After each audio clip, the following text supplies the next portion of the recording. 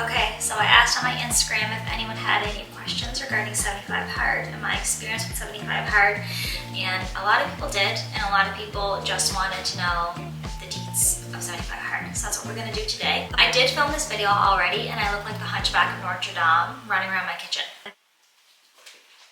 Other commitments, the 6th. I love this part. I love pepperoni.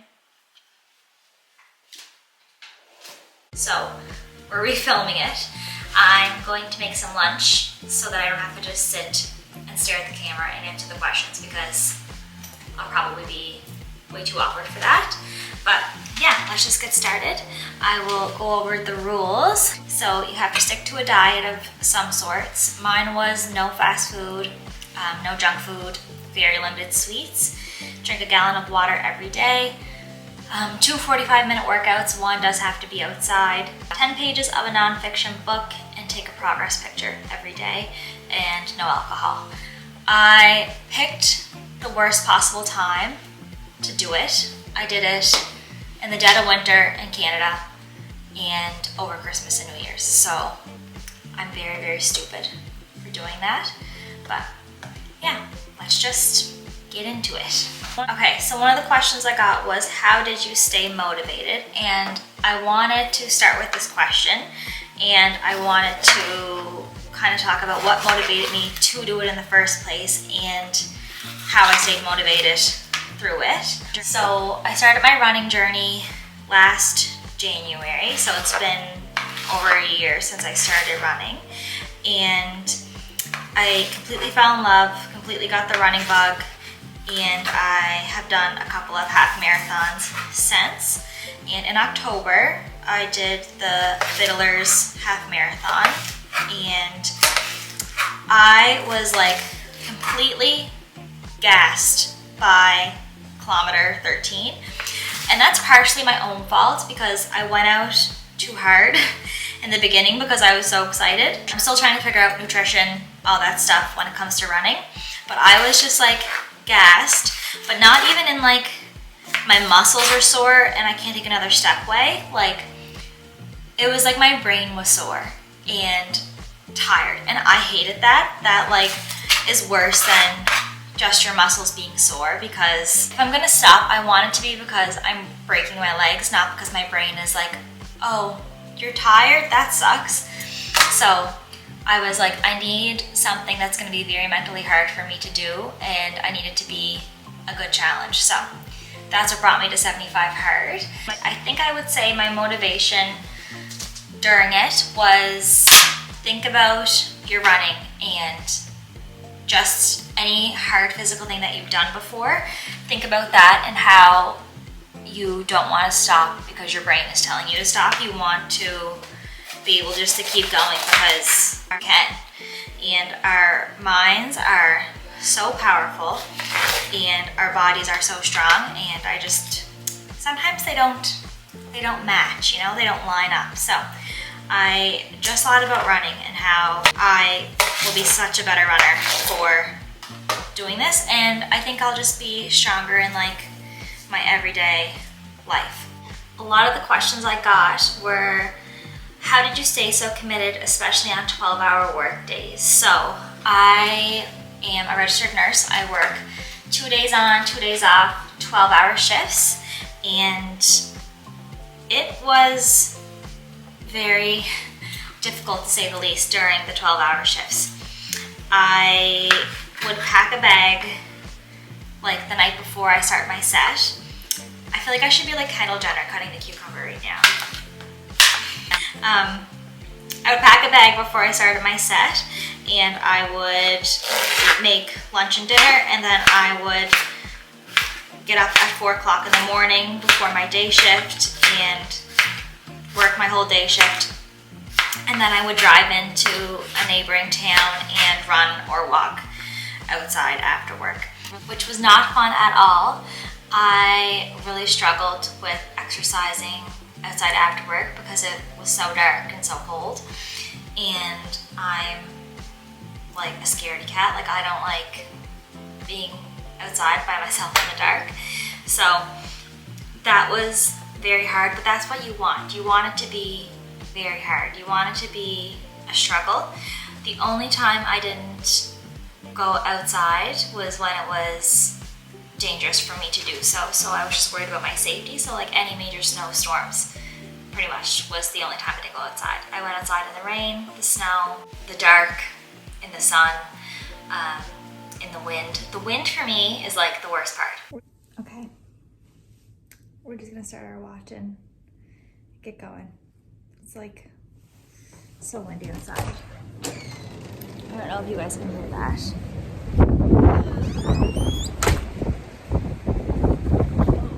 Character building. It's character building.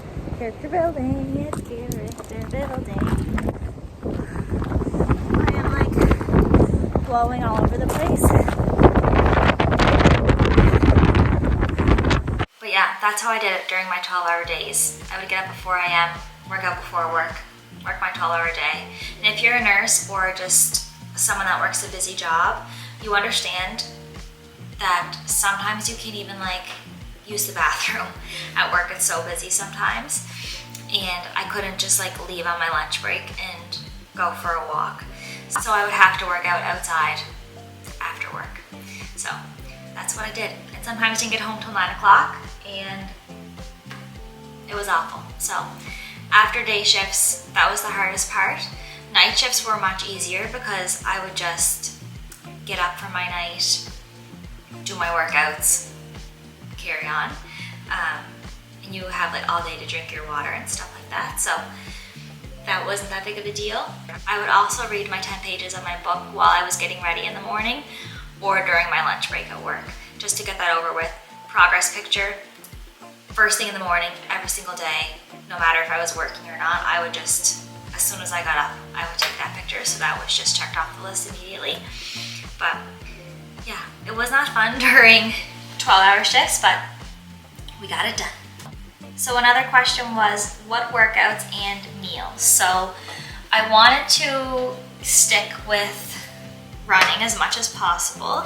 So I would run or walk outside most times, and I would do Pilates or yoga inside for the most part. Before my day shifts, I typically would do Pilates or yoga. Oh, I also did a lot of strength training as well. But yeah, before my day shifts, I would do Pilates or yoga, do something light, because I was literally half asleep. I would get up at 4 o'clock in the morning, and I would be like on my mat for 4:03. Like, I literally rolled out of bed, put on clothes, and just like clicked play on the video that I was gonna do. The less brain power that you need to use, the better. But those are primarily like the workouts that I did. For meals, like I said in the beginning, I just kept it like pretty simple, like chicken and rice, oatmeal, sandwiches for lunch. Like, I didn't limit myself a whole lot on the food aspect of it, because I knew that if I was going to completely change my diet, which I didn't really need to do because I already eat pretty well, I was not going to finish the challenge. If I was going to a fast food place or I needed just to pick something up quickly, I would just get the healthy option at the fast food place. So I would just get like a salad or a grilled chicken wrap or something like that. I just didn't have chips, which are my weakness, for 75 days, and that was awful. But yeah, I pretty much kept like the diets pretty simple. Workouts were running, walking, Pilates, yoga, and strength training. Okay, so how do you fit the workouts in on travel days? So this is the point in the video where I tell you guys that technically I failed 75 hard.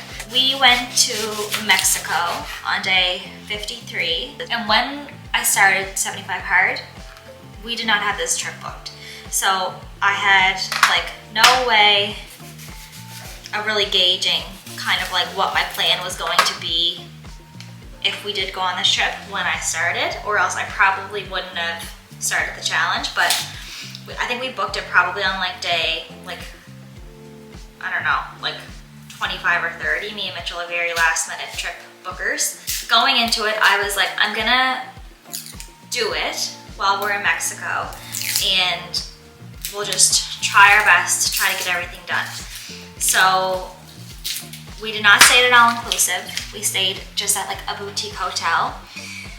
And I failed 75 hard because I could not get a gallon of water in every single day because we did not have access to a gallon of water every single day. And we did not have access to a bathroom like throughout the day, every single day, because we were off doing excursions. So I did fail on the water side of things, and I also failed on the no alcohol. So if you know me, you know that I drink maybe 3 times a year, if that. Like, I never ever drink. And I knew that the alcohol part of it was not going to be an issue for me because I don't drink, I rarely go out, and it just wasn't a big deal. So when I was going to Mexico, I thought about the decision to drink or not, because you can't with 75 hard. And I was like, you know what? It's going to add to my experience in Mexico if I have a drink. So I did, and sue me. But I just was like, you know what? These life experiences are more important than a challenge. I can live with myself knowing that I drink rarely ever, and we're gonna have a drink in Mexico. That being said, I think I had 4 or 5 drinks the entire trip. So we did not binge drink. I like had 1 drink maybe like once a day or every other day that we were there. And I think that that's fine. I can live with that. I can live with knowing that technically I did fail 75 hard and I did not start over. That was another rule, that if you do fail, you have to start over. And I was like, we're 53 days in. I'm not starting over. I'm taking the loss. I can live with myself if I have to say that I did not pass 75 hard, if it means that I drank or didn't get my water in, because I tried my best. For the workouts, I was mindful to do an indoor workout, they were all outdoor, but like a scheduled workout almost, like every single day. So I had like a Pilates or a yoga workout or a HIIT, whatever workout, lined up for the day. And then we did like activities throughout the day. So anywhere we went, we walked or we swam or whatever. So I counted those as like second workouts, and I just tried to make them very intentional. So I just made sure that I was gonna swim that day, we were gonna walk at least 45 minutes that day, whatever. So that's how I did it on travel days. And it's not pretty, but you have to make do. Because if you know me and Mitchell, we do like a half marathon every single day of our trips. We just keep it moving. So yeah, that wasn't that bad. That is a lot of onions for one lunch. A lot of people just wanted to know my thoughts, and I loved it. I want to do it again, probably in the summer when it won't be cold outside. Just because it'll get me outside and it'll be something really nice to do. But I genuinely loved it. I have to say, the first like week, you are so happy to do it. You're feeling motivated, you're feeling ready. And then from like a week until day 50, it is like the worst thing that you can put yourself through, because I was like, ugh, this sucks. I don't want to do this. I don't want to work out. I just want to sleep. And then probably from like day 50 to 70, you can see the light at the end of the tunnel. And then the last 5 days are the hard of 75 hard. They were the hardest days. I think I cried every single day because I just wanted to be done so bad, and I still had 5 days left, 4 days left.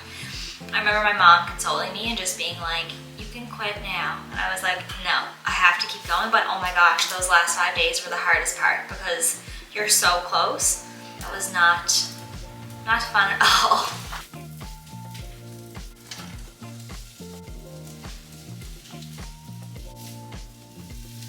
I think my only con was that I literally had not slept since probably like November 15th or 16th. The hardest part for me was getting the water in, so I would be drinking water literally until like the minute I had to go to bed. I was waking up throughout the night 2 and 3 times to go to the bathroom every single night for the full 75 days.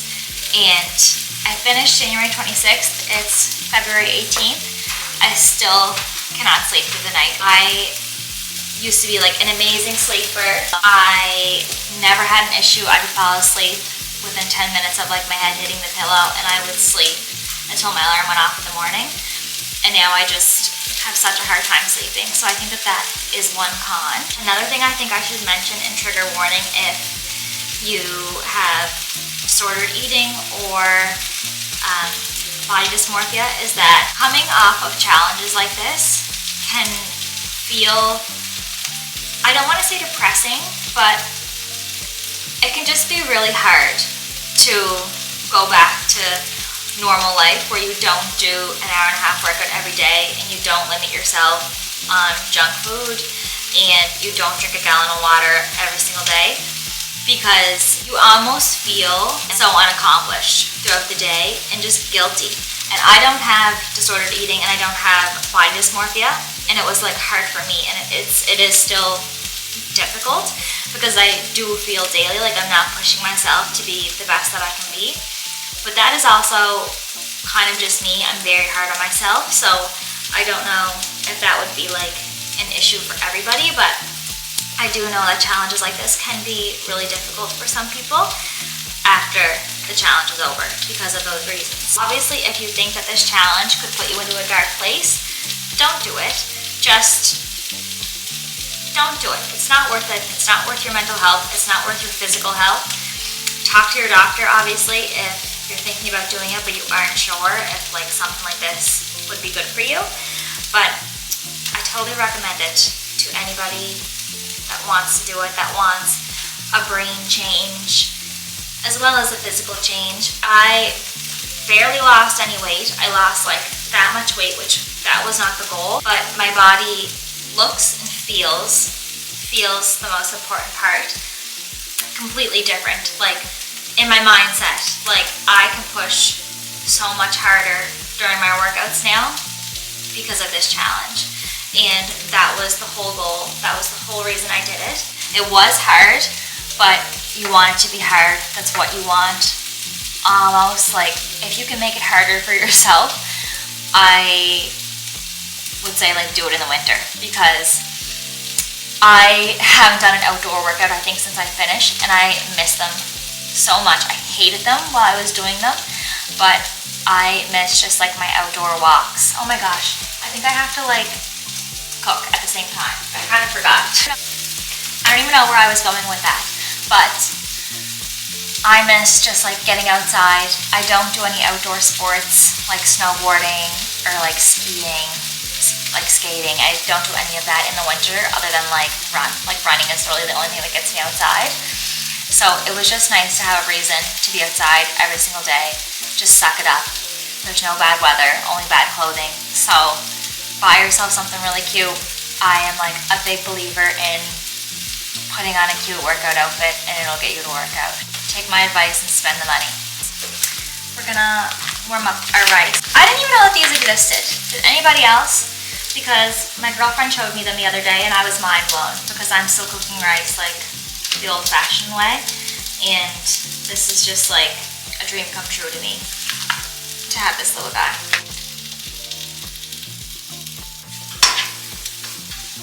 I don't think I'm gonna add any chicken because I'm just not in the mood for any. Anyone else just need to have a snack while they wait for their food to cook? I know I do. Ooh!